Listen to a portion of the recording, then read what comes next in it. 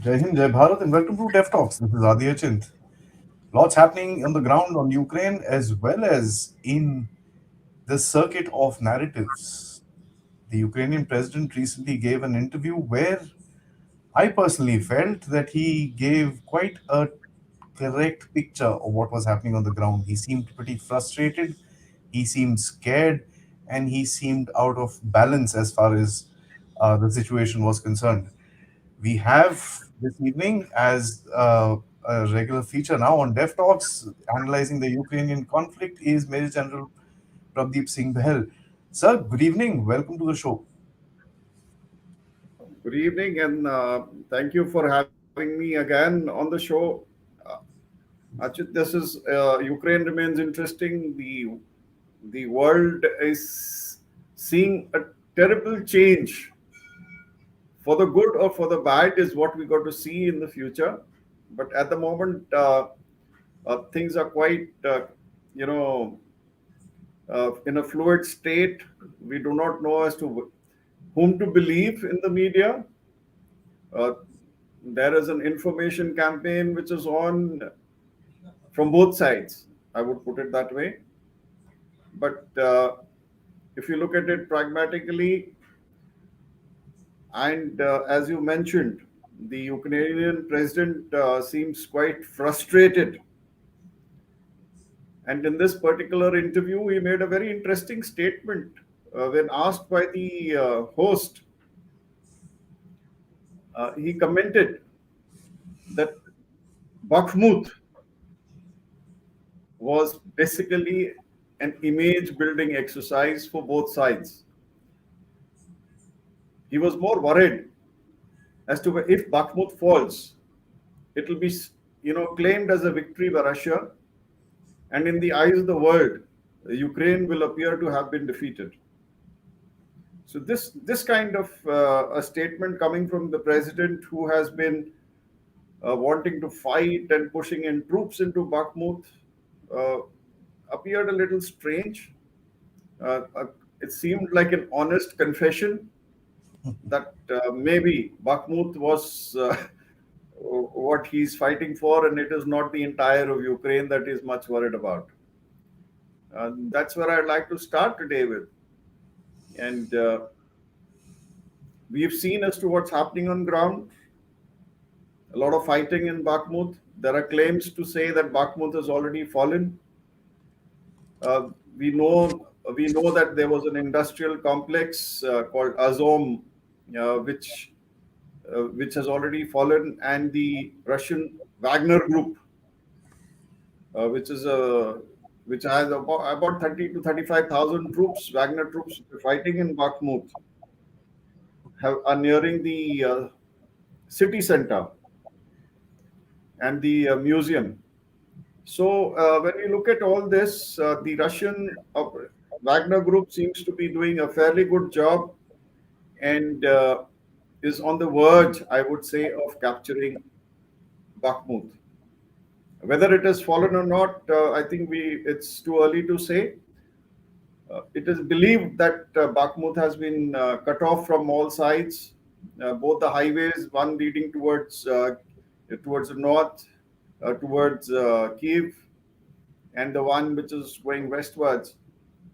Both have been cut off. That's what I'm told to believe, that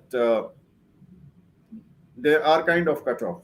Now, if that be the situation, then we should see a large number of surrenders taking place.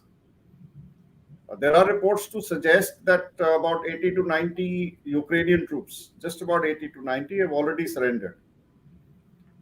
Now, Russia also launched a large number of strikes, missile strikes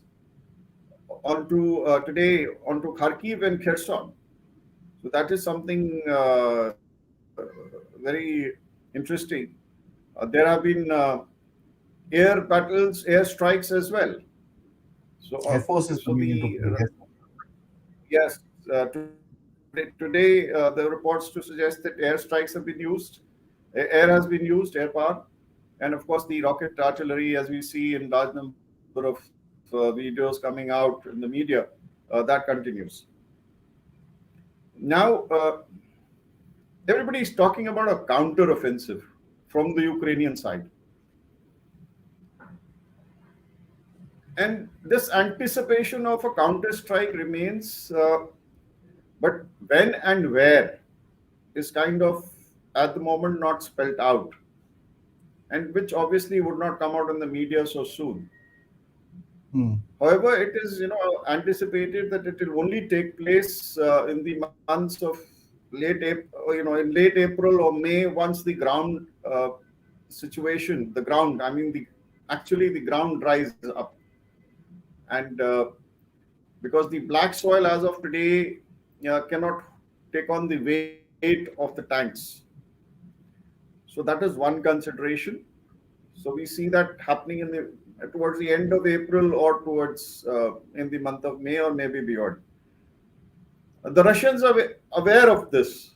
That if there is a counteroffensive, it has to come. It has to come when the grounds are, solid.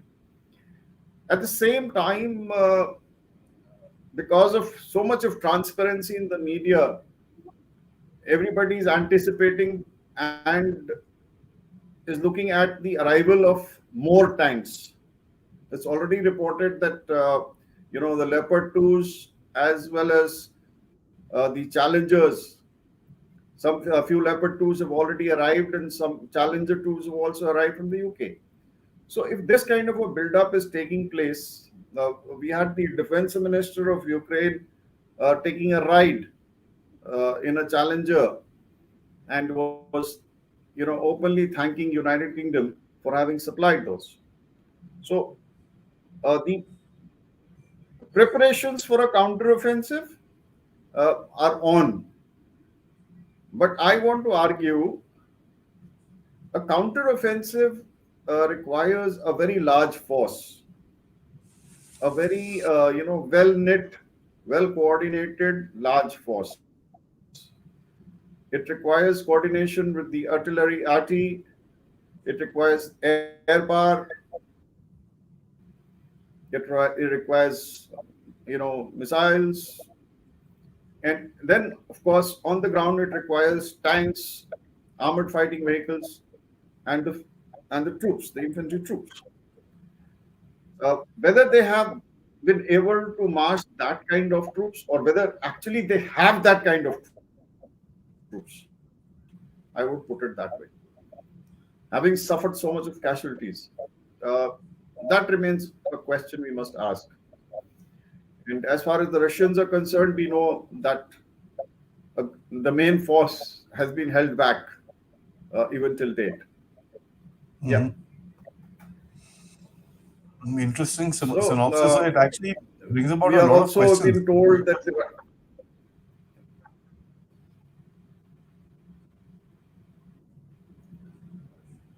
yeah,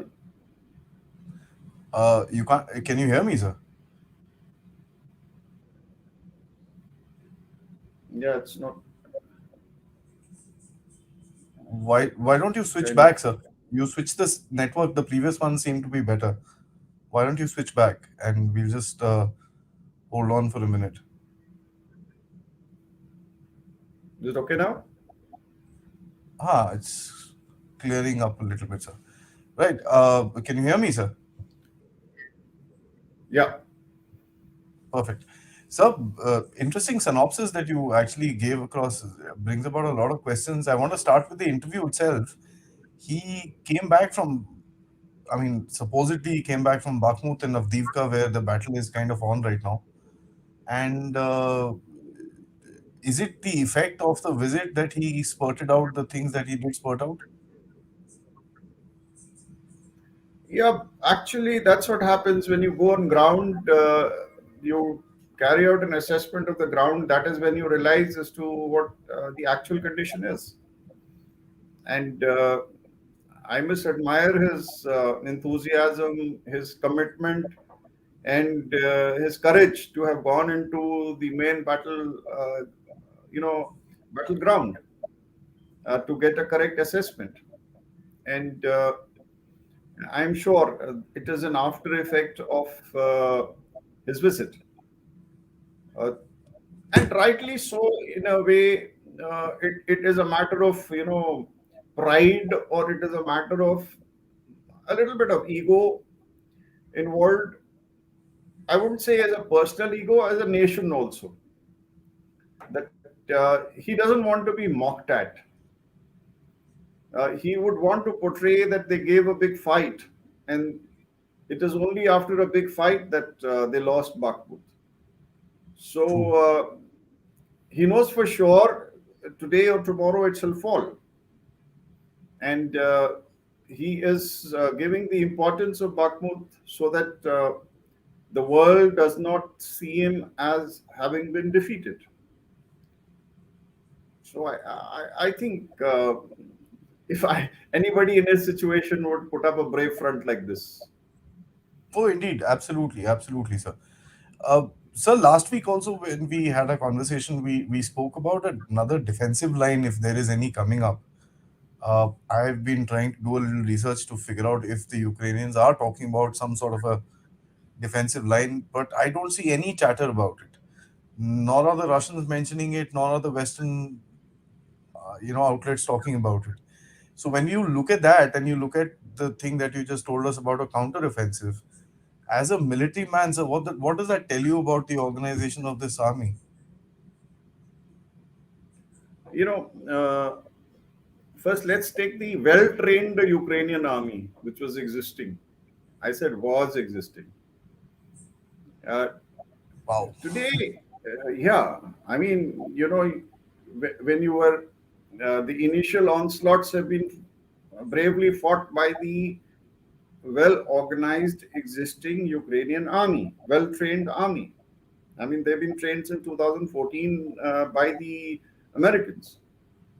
So now, with 250,000 killed and about 100,000 or even plus 150,000 wounded, well, it pretty much encompasses the entire, organized army, if I may say, that existed.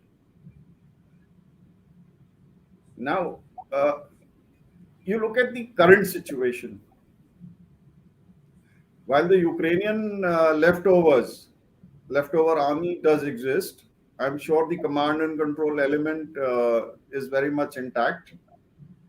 But the fighting element per se is comprising today of troops which have been hastily conscripted, consists of volunteers, which consists of manpower which is belonging to other countries. There are a few Poles who are already there. Uh, there was somebody from the United Kingdom also, if you recollect, and and I'm sure there is a mercenary and a contractor element of the Americans which are embedded in these kind of troops. So this is a hastily organized military at the moment, and that's my opinion. I mean, uh, and to expect them to fight in a very coordinated manner, hastily trained on foreign equipment. Uh, Again, tank warfare, maneuver warfare is not something that you pick up in 30 days or in 3 months. There are many elements to it. While they may have few trained, tanksmen who are already existing, but trust me, large amount of coordination is required when you have to actually carry out a battle. There's a coordination required between the artillery elements, between the air, ground to air, calling for fire.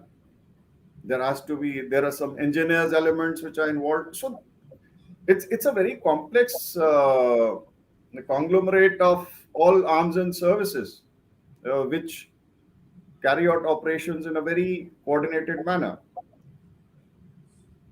Neither are the defenses coordinated. I mean, local defense may be coordinated. I mean, but what about the overall thing? I don't think they have any line or any thought process as to what to defend and what to leave and where to defend. At the same time, for a counteroffensive to organize themselves, it'll take them a little while. They have to be guided, and I'm sure there are people who are guiding them. Hmm, hmm. Yeah. How significant is the fact that there are cries coming out of Ukraine, which is being covered by the Kiev Independent, which is being covered by many other Western outlets as well, about the shortage of weapons and ammunition. Even the Russian president some time ago mentioned about this in his speech after Xi Jinping left. He spoke about the fact that we are producing three times what the entire collective West is producing, and I mean, even if you take it with a pinch of salt, that is still more than what the entire West is producing as far as weapons and ammunition is concerned. One, production; two, supply. They keep talking about these symbolic jets and this and that. How impactful do you think these things are? Uh, Forget they're coming together; they're just coming in piecemeal fashion, sir. You see this when you look at the defense production system. Uh, let's look at the European nations first. Is there a need for them to have a very viable industrial complex? Their, I mean, their national requirement? No. The requirement, whatever is there, is for export purposes. The production that they do, they're good at it. The Scandinavian countries, Germany maybe, and French making their aircraft, etc., is limited to export orders, Hmm. not a national requirement, not a NATO requirement. That is the Europe part of it. You look at the American part of it. The American defense industry production system is based on creating wars and then supplying, I mean, using the existing stocks and then replenishing the stocks, right? However, in this particular war, which is pure attrition, the amount of ammo used is not funny. There is total reliance on artillery. I mean, you see the rockets being fired. The Americans have provided them HIMARS, they provided them M177 Hobbits, 777 Howitzers and all that. They provided them a lot of artillery. They provided them ammunition. They have promised them ammunition, if I may just put it. Now, firstly, you do not have stocks, readily available. Whatever was available, which was mothballed and spare, that has been already provided to Ukraine.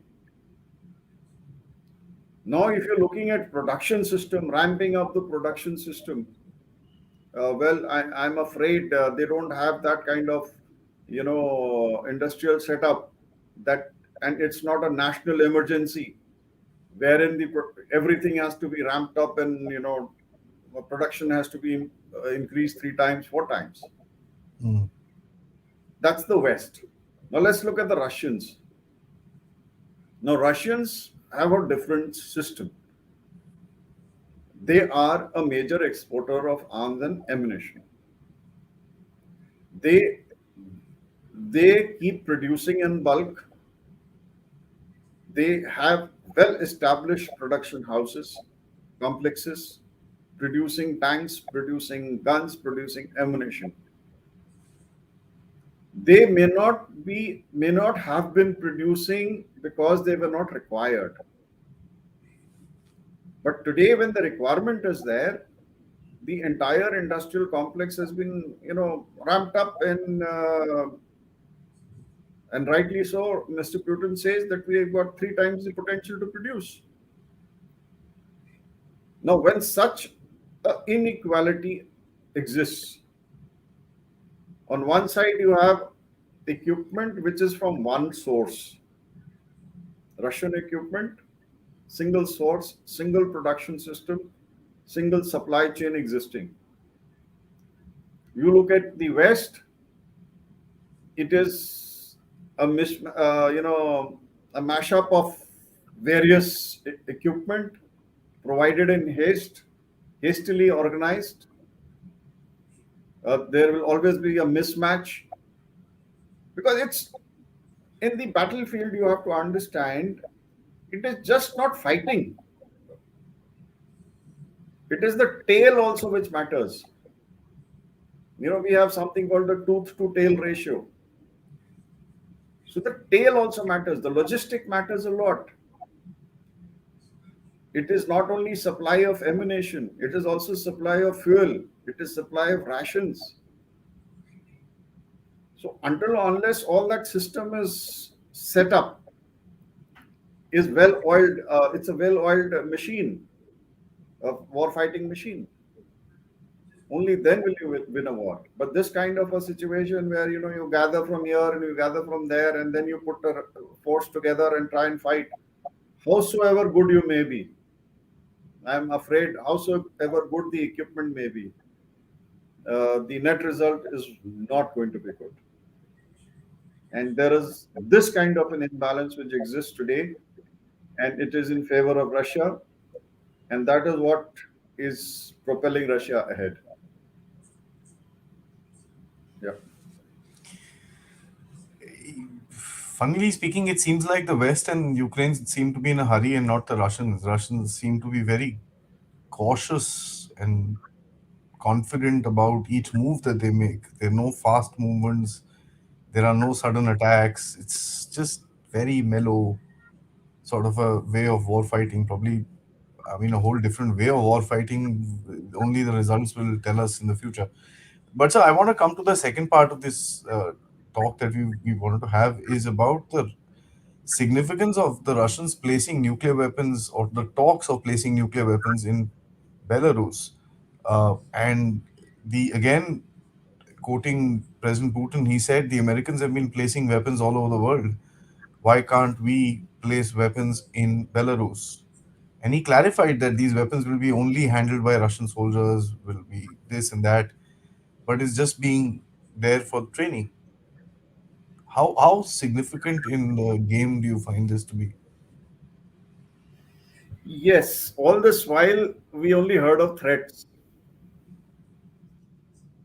All this while it was Mr. Putin making and Russia making threats, nuclear threats, that you know all possible means will be used, and the nuclear threat was kind of thrown at the West, and obviously uh, the West was not taking it seriously.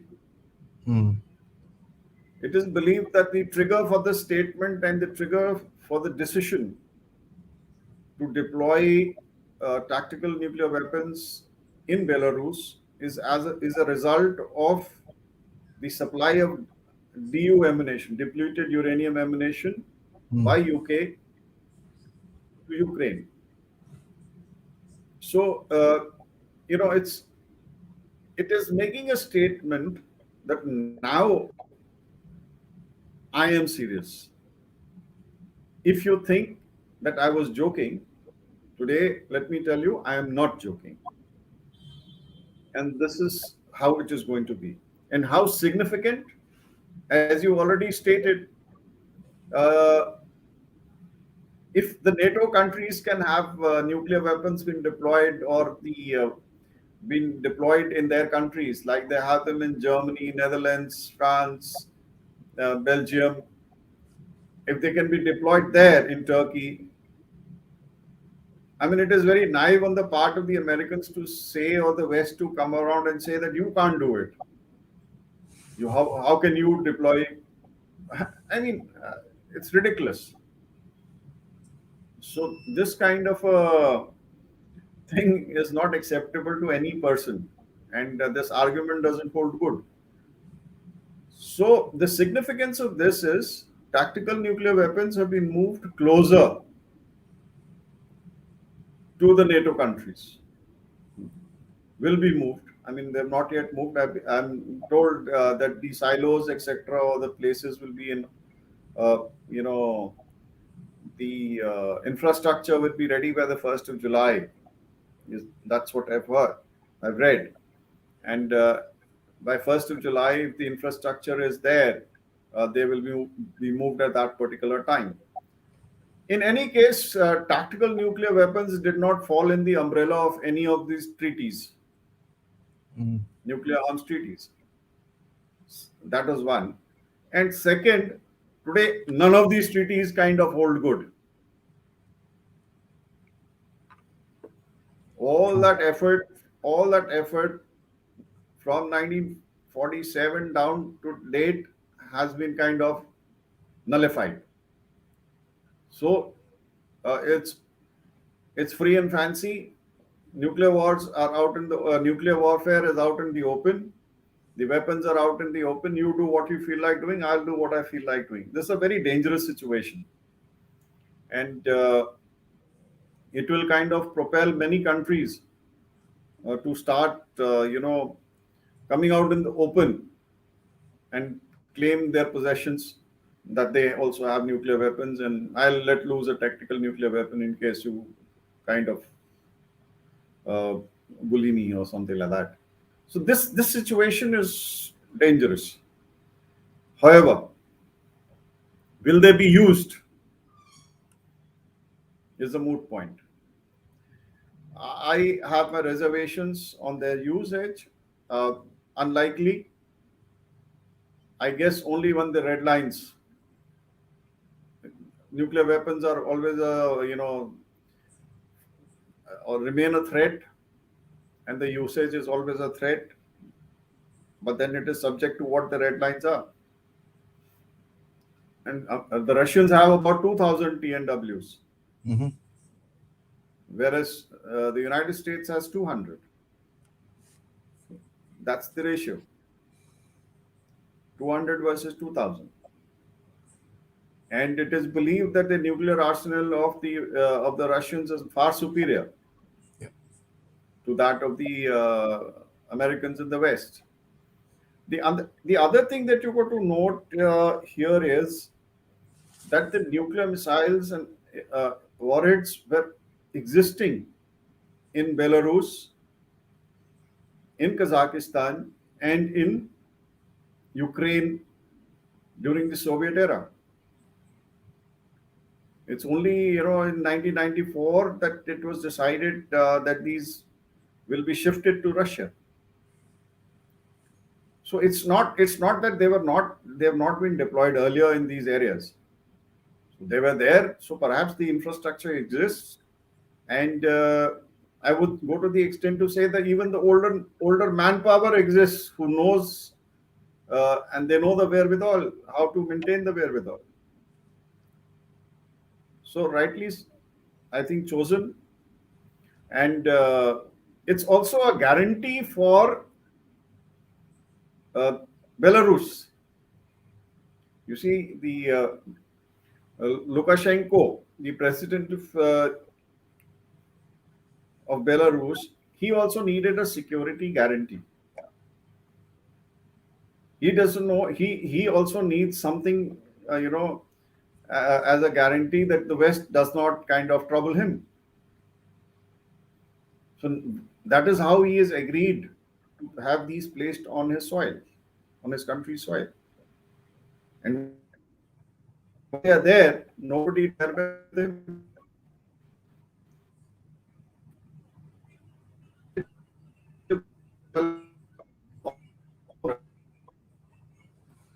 That's how it is. Okay, we lost the last part that you said, sir. When they are there, nobody will. Yeah, nobody. Yeah, when they are there, nobody will dare, mess around with Belarus, and it's working to the advantage of both the Russians as well as the Belarusians. Sir. Now, So yeah, as we are talking, sir, there's a Pravda report that just popped on my mobile.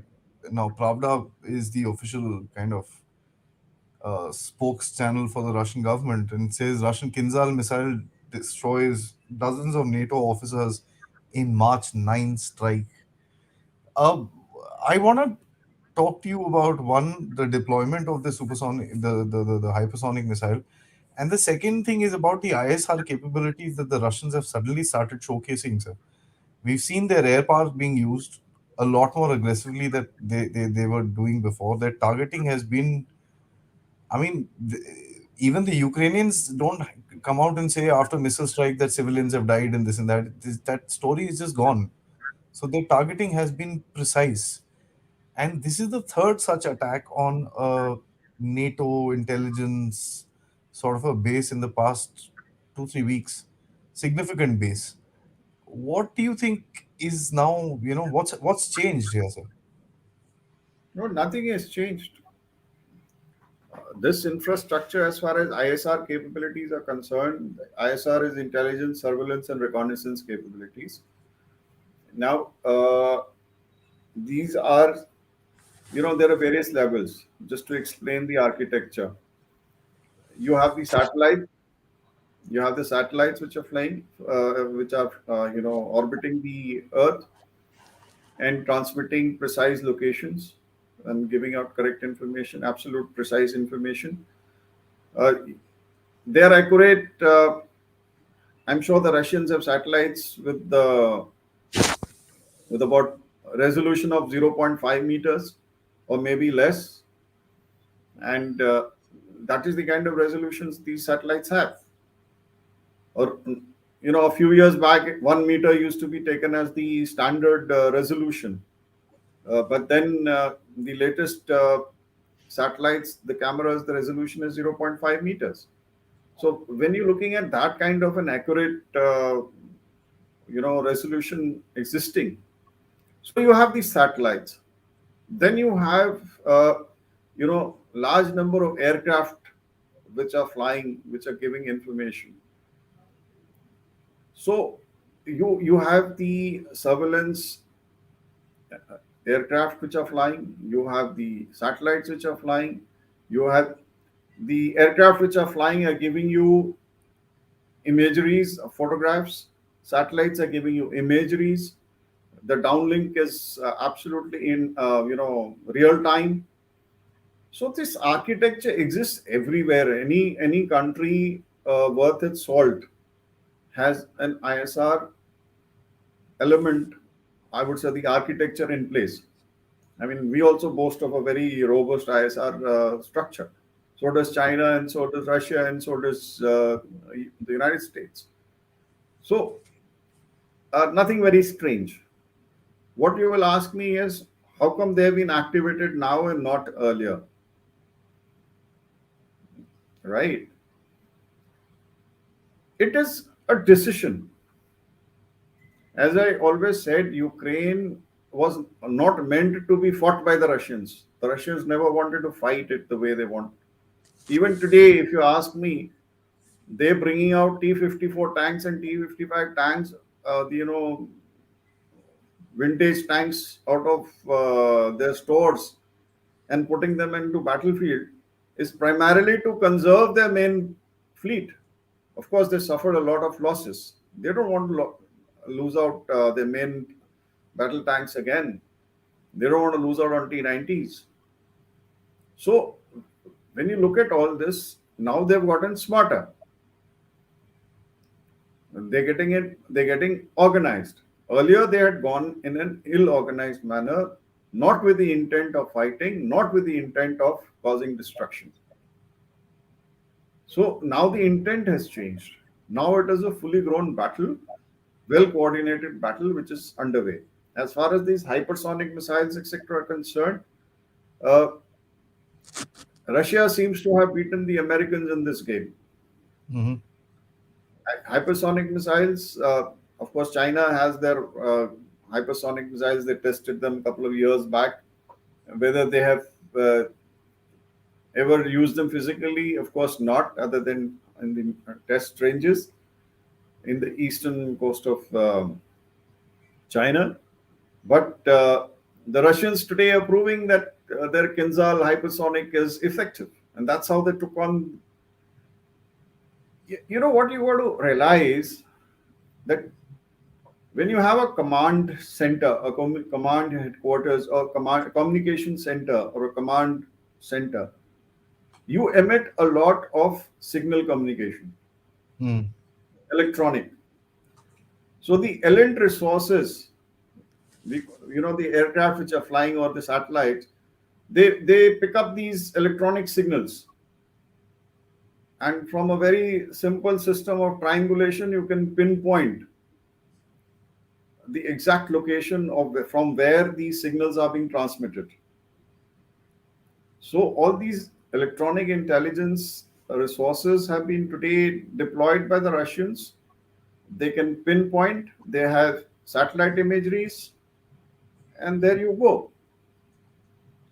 And I'm afraid this kind of information, though provided, I'm sure, though provided by the United States to the Ukrainians, uh, will not be so effective, Hmm. because they are giving it to a third country which is hastily organized. It's not fully organized. So there is a lot of difference when you have, every country has a different war fighting doctrine. While the NATO war fighting doctrine may be something which they are practicing, but I am sure the very few troops on ground know exactly as to what is to be done, and definitely not the Ukrainians. So, where there is a mix up of doctrines, there is a mix up of equipment, uh, how can you have a coordinated battle being fought? The Russians today, better coordinated, better equipped, uh, mm, better concerned at the same time. Next is, the very fact that today China is holding Russia's hand. I wouldn't say holding Russia's hand. They actually haven't supplied any ammunition or supplied any wherewithal. But uh, the moment you have a friend whom you can bank upon, they have been emboldened, Symbolism. and they will Hmm. fight and fight a better coordinated battle. If I may add a little on on a different note, I think it is in the interest of China to prolong this war. Why do you say that, sir? Yeah, this is my reading. China is known to show a different front to the world and act differently. I mean, Yeah. they're masters at deception. So this peace plan, this peace accord, is something to put. It's a put on to tell the world that we have arrived, and we are the peacemakers. At the same time, I mean, China's interest is not here, other than the Belt and Road Initiative, and he Hmm. wants economic, trade to take place. So he wants the road to be open, the rail lines to be built, all that. But when it comes to a strategic viewpoint, China would rather see a weakened America,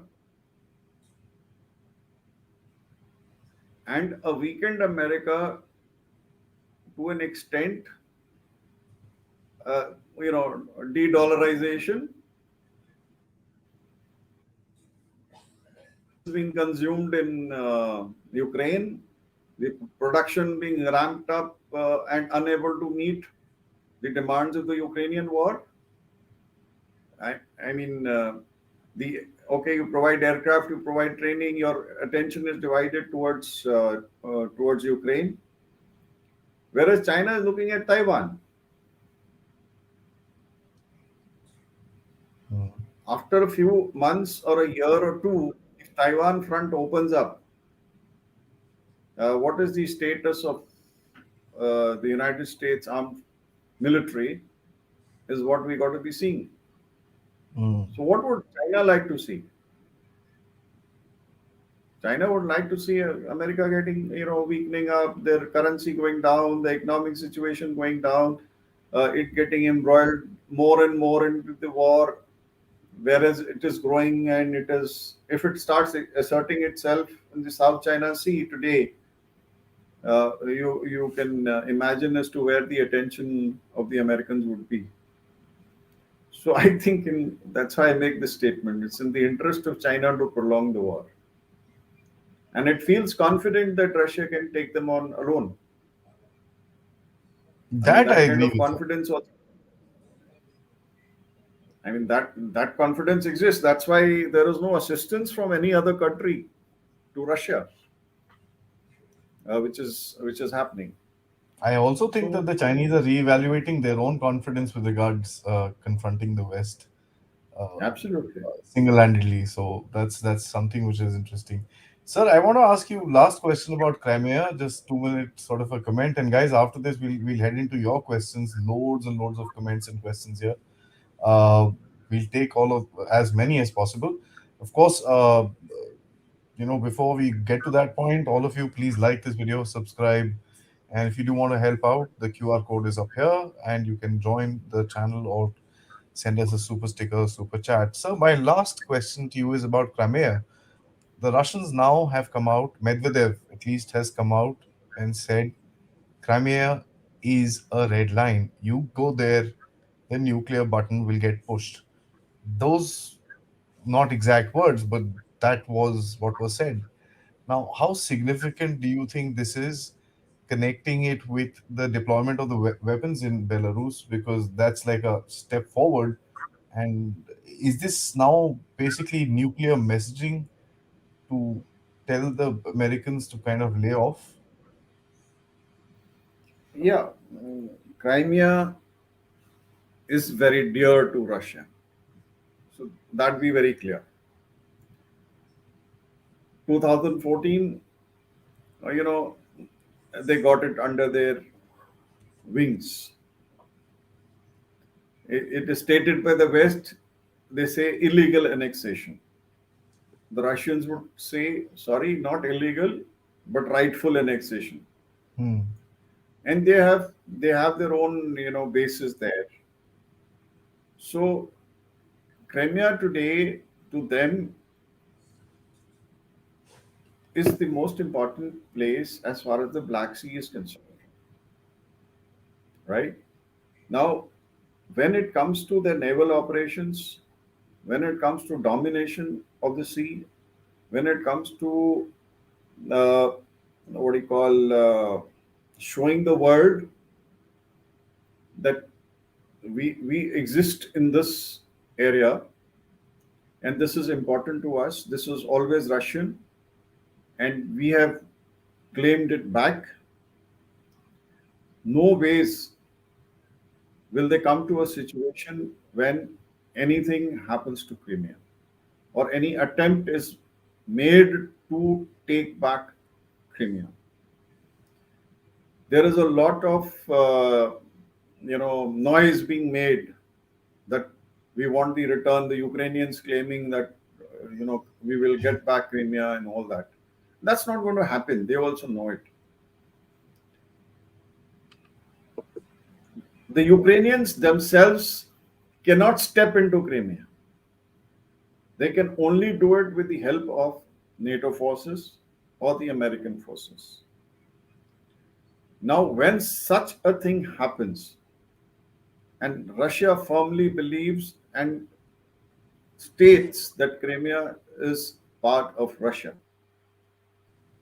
if the Americans or the NATO forces try anything in on Russian soil, if I may just put it, there is bound to be a problem. And that is where the red line part of it comes in. Because that will be the last straw. And trust me, the Americans are wary of this, and so are the NATO countries. So nobody will ever attempt to do that. Of course, there have been a number of raids which have taken place, number of blasts which have taken place in the Crimean cities, Some ammunition dumps have been destroyed. All that has taken place. We've had the sinking of one of the battleships. So all that is fine. But a physical attack on Crimea from the sea, by air, or from the land route will be a red line. And trust you me, uh, the TNWs are definitely going to get activated at that particular time. And the Russians, I'm very sure, knowing them and the way they operate, they don't mince their words. So that's where it lies. And this should be taken very seriously by anybody who propagates taking Crimea by force. Matter Yeah. of fact, I was hearing the exact same thing what you said, sir, in a lot of discussions that are happening around the world. These are Western discussions, and these are, I would say, central discussions, not Western, not Eastern, but more of central discussions where people were wargaming about what would actually happen if Putin drops a TNW in case some red line is crossed. Uh, what I could read out of it is not much. It's just going to be a heavy round of sanctions. Probably China and India will have to step away a little bit, but then nothing more than that. So it's quite a dangerous scenario, and that's something which worries. Tactical nuclear weapons. Why are we going that far? Pakistan has been threatening us. Yeah, So why are we going that far? And trust to me, we've wargamed it and we've done it. We've done everything. I've said it earlier. It doesn't have much of destruction. Not much of destruction is caused by these TNWs. But the fact that it's a nuclear weapon, the fact that it has radiation effects, long-lasting radiation effects, is what is of concern to us. As far as the blast effect and the destruction which may occur, the loss of life is limited to a particular area, not much of an area. Uh, so, but the very fact that it's a nuclear weapon is the question. So the loss to life is much less. The loss to the destruction is less. No. And as far as Russia is concerned, what sanctions? They've been sanctioned as much as they could have been, right? What else will happen? I think the UN Security Council will dissolve. That's about all that will happen. The United Nations would have failed. failed completely. So if the United Nations has to, it is based on this premise and it came up as a result of what happened in the Second World War. It was a direct result of that. So if such a situation takes place, trust you me, the Security Council needs to be dissolved because it's two versus three, and at the same time, you That's could one can't do much to Russia. Yep. So that's it. It's a nice gray zone in the middle, sir. Yep. Let's get into the question, sir. Will the next spring offensive come from the Russian or the Ukrainian side? If Ukrainian, they will go for Melitopol or Mariupol or cross the Dnieper River and go for Crimea. We were just talking about that. If Russia, where will the next big arrow point to? Very clear. The counter-offensive, Crimea is out. We just discussed that. The next big arrow will point at Kiev.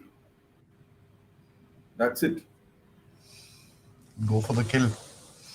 Yes. You until and unless the capital is addressed, the war is not won or not concluded, if I may just put it. And my assessment to the whole thing is it's the river line, the Dnieper river line, which will split Ukraine into two at the end of it all. It can only stop at this river. And Crimea is out, as I said again, and arrows pointing at Kiev. Yeah, Ukraine fights a funding war, the West a PR war, and the Russians a real war. a nice one. This Friend John is Doe is back again. ah the Ukraine longer is the fighting. sorry. Ukraine is actually, sorry, Ukraine is fighting a funding war. It's not fighting a funding war. It is fighting for the funds. I think it's fought pretty well for that, sir. Yes, There's and no question. the amount of money that has been poured into, Yeah. and if you have read that the United States is going to employ a you know a person who's going to account for all the money that has gone in. Well, if I doubt if he can find half of it also, and he can account for half of it. And Ukrainians are known to be corrupt, and I'm sure a lot of other things would come about it. Yeah, yeah. Yeah, I'm sure, sir. The longer the war goes, the Russian chances of winning increases as Europe is war weary and fatigue is setting in. All propaganda that Russian economy will not be able to sustain the war are not only false, it is US it's US, Europe and other Western countries whose economy is faltering, as we are seeing in the bank collapse in the streets of Europe. absolutely, Mr. Batra. What you said is absolutely spot on. It is the sanctions have had I would say a negative effect. The Russian economy is booming, and the West is going down. So it's, I guess, as we discussed earlier, it's karma as far as the economy is concerned. The Somebody asked Russians are getting stronger. somebody asked a question yesterday, sir, and he said, "यार ऐसे कैसे है कि Russian banks को आप crash करने वाले थे, पीछे नहीं देखा, अपने गिर गए?" तो I mean, that's That's what happens. yeah, yeah, it's absolutely You see, interesting, sir. the what has happened is that China has made the best use of it by brokering this peace between Saudi Arabia and Iran, and the fact that yuan is going to be, accepted as a trading currency. First batch of gas is already gone, sir. Yeah. So if the yuan is going to be the trading currency, the de-dollarization Has begun. is going to have a major effect all across the world. And True. what is happening is uh, the gold prices are going up. The gold prices are going up because the new trading currency is going to be gold,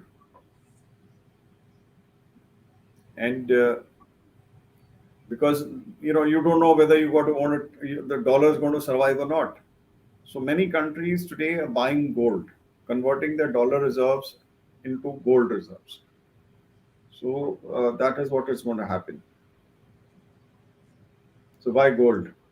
It's Rahul says, Yeah, isn't Russia showing its weakness by saber rattling with nuclear weapons? In case of India and China, the nuclear deterrents have worked, as India or China has never engaged in saber rattling. That I agree with, sir. The last part I absolutely agree, but the first part, what would your comment be? no, it's not showing its weakness.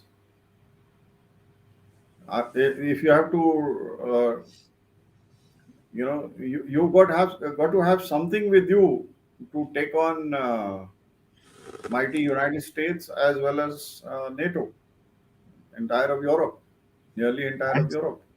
and threaten China a little bit subtly and quietly. Yeah. So I think it's not weakness.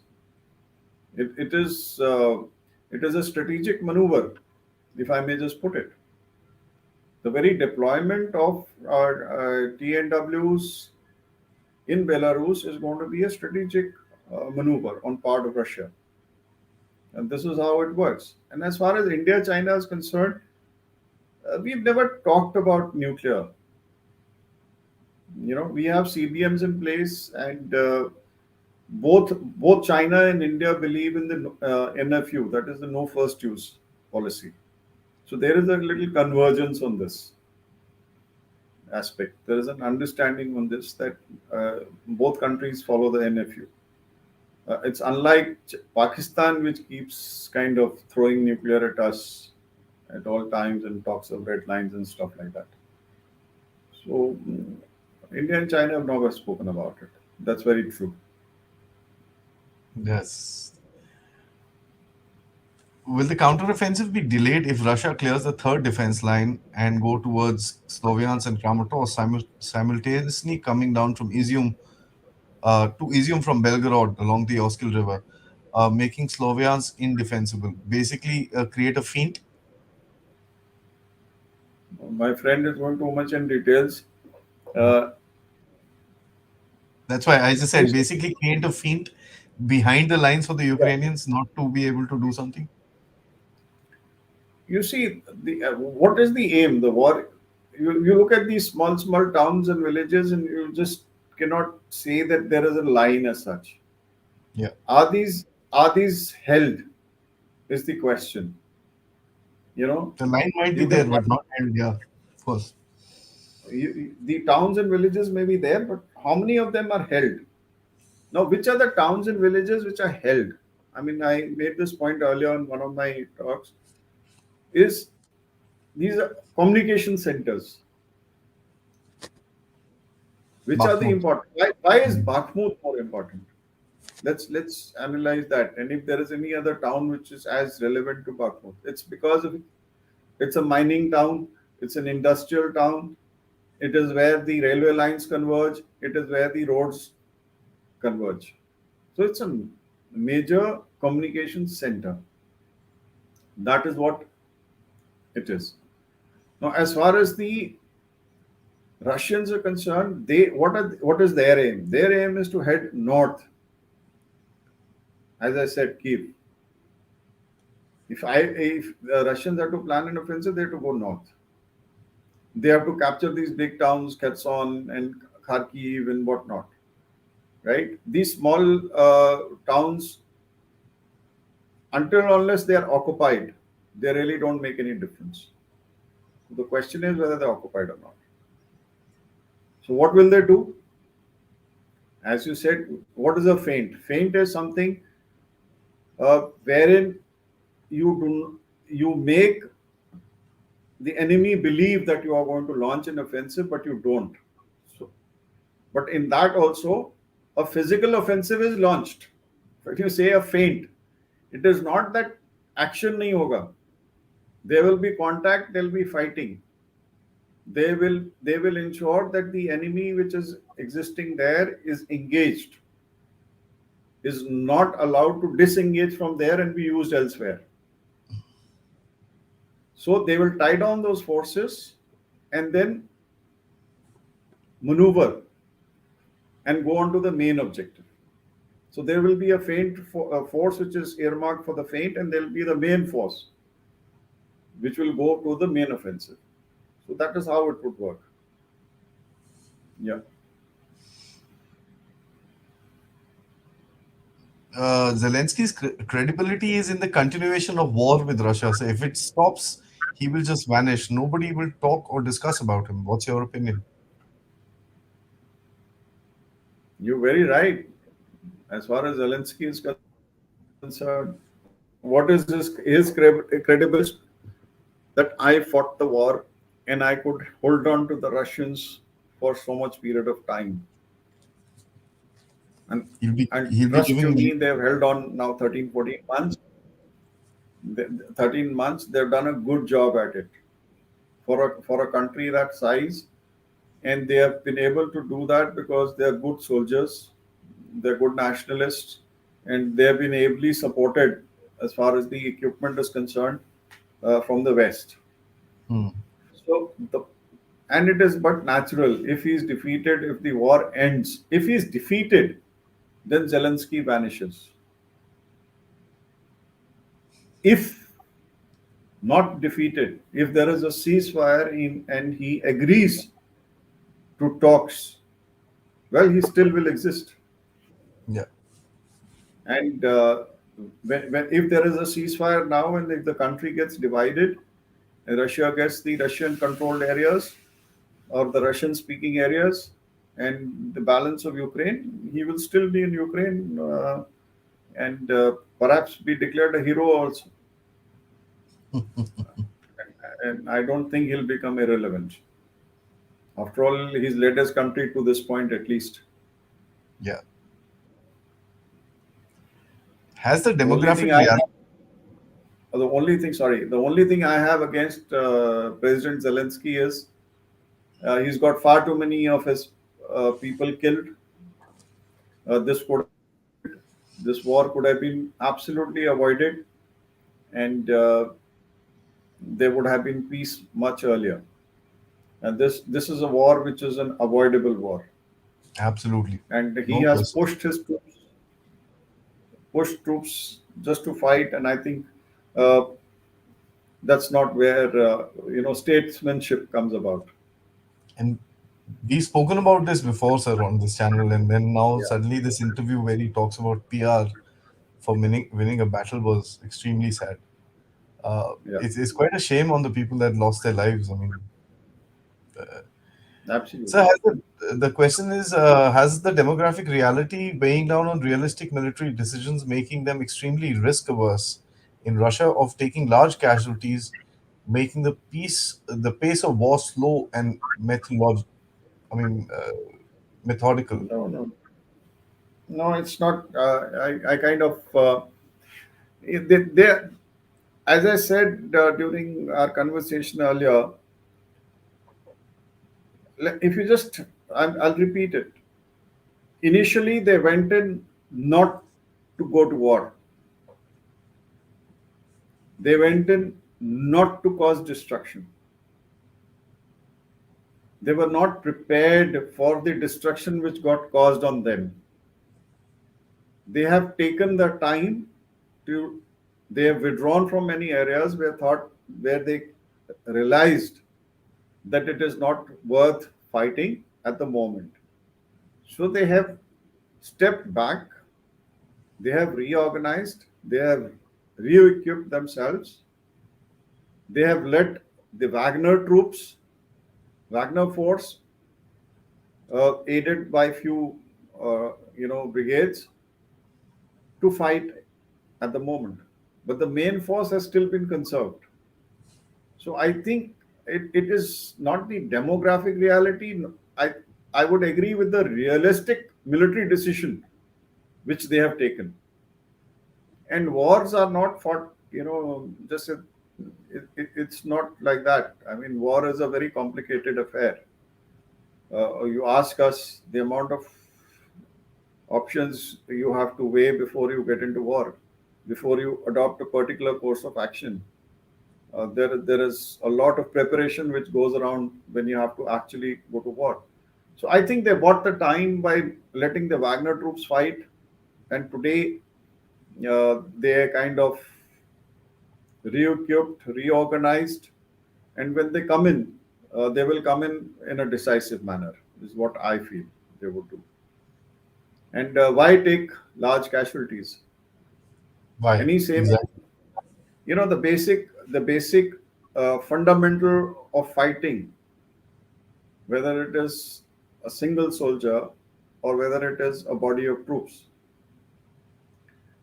The main aim is to kill, shoot to kill, but not get killed yourself. Yeah.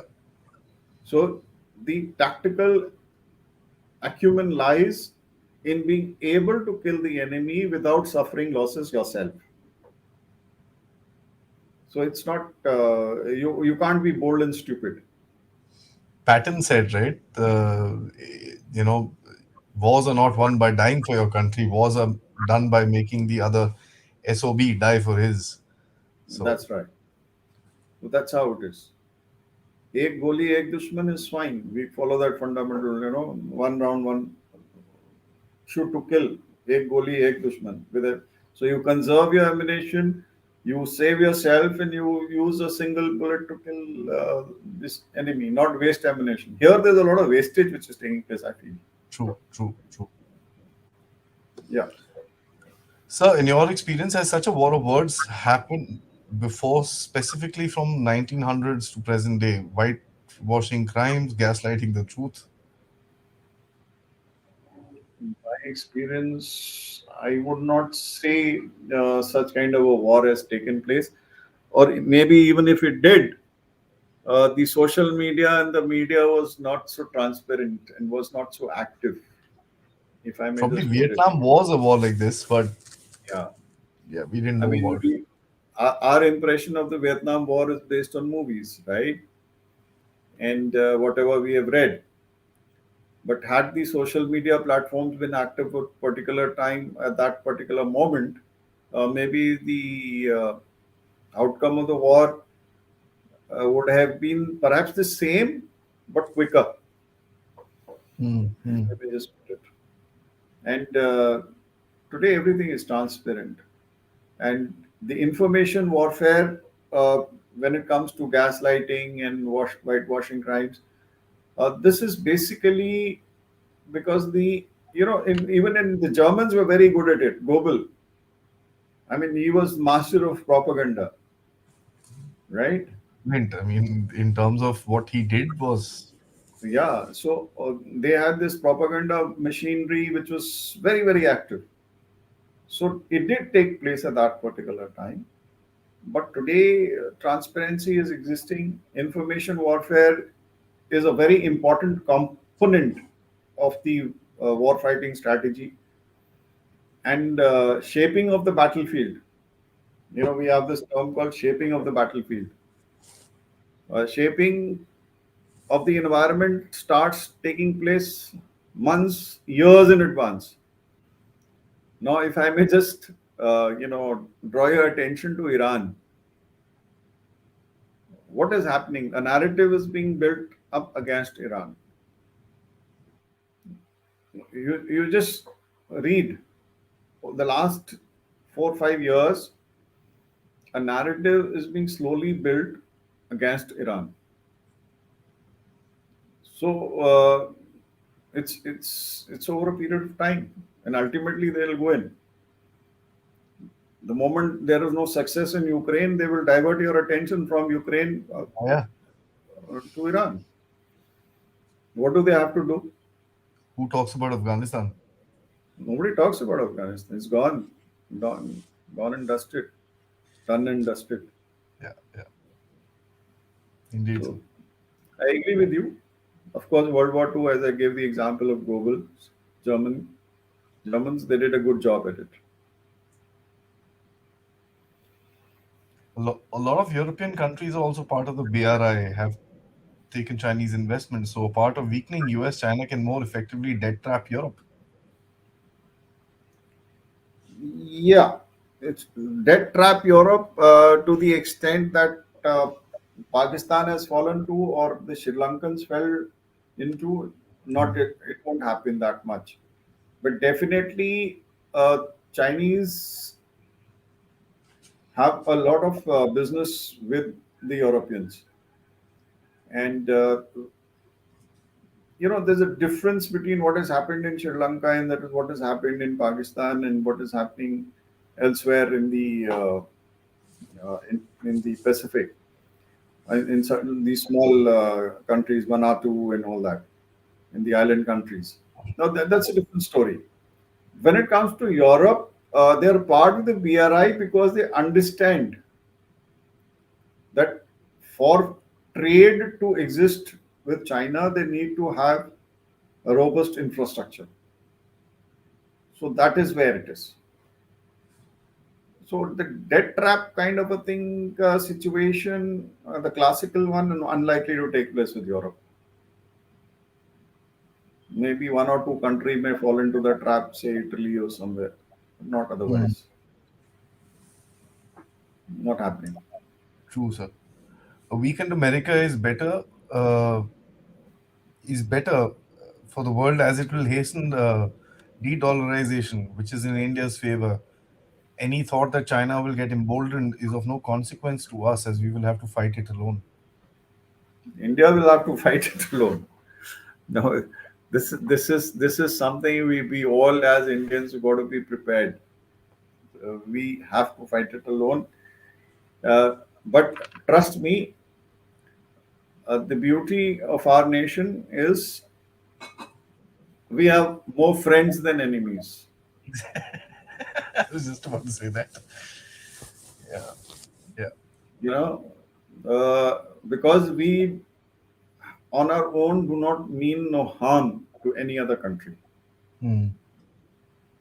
While we have differences with China, we have differences with Pakistan. Uh, I don't. There are no differences with any other country, and I must commend our polity as well as our bureaucrat. I would say not the bureaucrats, the diplomats. For every action that they take is very well thought of. It's a very considered opinion. It's a very deliberate action and a deliberate, you know, act that they do. If they abstain on grounds which are logical grounds, on Hmm. principles. So we have been known to be existing on our principles, which are today we talk of strategic autonomy. Earlier we used to talk of non-aligned and all that. It is basically because we have our own principles right. We don't sway. At times we agree with China on many issues when it comes to climate change and global warming. At times we do not agree with China on many issues. At the same time, with the United States, many a times we are not with the United States on certain issues. So ours is issue based and on principles. So as far as we are concerned, as I said, we may have to fight it alone, but definitely we have a backing a lot of friends and very few enemies. That's. I think that's where the story stands, as a matter of fact. And just to also say, Waman, thank you so much for joining back. I think as a member of the channel. Sir, this has been quite an interesting episode. The war. There's not been a fade week of the war. Normally, a war is kind of gets boring after a certain time, but this war has had a very, I don't know, that's wrong word to use, but a very juicy sort of a news circle. Every week there is a controversy or the other that keeps the flame alive. I guess that's something which is being done purposefully to kind of keep people like us discussing about it and keeps the narrative going with regards to this war. But thanks so much, sir. I mean, your insights are some very precise insights and which are not being said in the open media. My last comment: this war is going to change the geostrategic landscape of the world. So uh, it has to be studied. It has to be, looked at it very critically, and uh, and I'm sure all of us who are watching the happenings here in Ukraine will realize, or following this war, will realize it's a complicated world that we live in, and India as a nation today has acted, I think, in the best possible manner, stayed out of controversy, and stood on principles. So there's lots to learn, and there's lots to see as to how the world shapes after this. Because in our lifetime itself, we will see a tremendous amount of change. So thank you Indeed, sir. very much, Adi, for having me on the show. Thank I you so hope much. the viewers would gather some insights. And thank you very much. It's always a pleasure. Thank you. Thank you, sir. There's always a big come out that there's always a big takeout from this particular show, from our shows with regards to Ukraine, and I'm looking forward for many more in the future. Jai Hind, sir. Thank you.